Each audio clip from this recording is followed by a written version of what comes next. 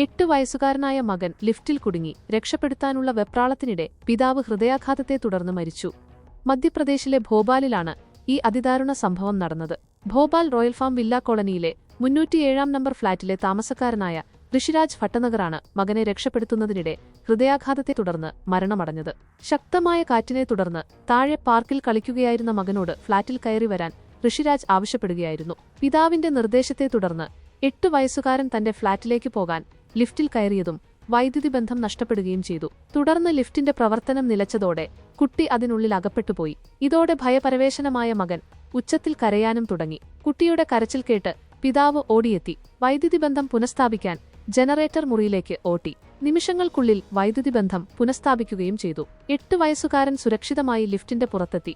എന്നാൽ ആശ്വാസം എന്ന് കരുതി നിൽക്കുമ്പോഴാണ് പിതാവ് ഋഷിരാജ് സംഭവസ്ഥലത്ത് തന്നെ കുഴഞ്ഞു വീഴുന്നത്. ഉടനെ CPR നൽകിയെങ്കിലും അത് വിഫലമായി.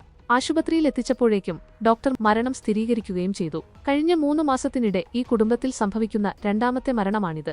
ഋഷിരാജിന്റെ വയോധികനായ പിതാവും 3 മാസങ്ങൾക്കു മുമ്പ് ഹൃദയാഘാതത്തെ തുടർന്നാണ് മരിച്ചത്. റിയൽ എസ്റ്റേറ്റ് ഡീലറും ഇൻഷുറൻസ് ഏജന്റുമാണ് മരിച്ച ഋഷിരാജ്.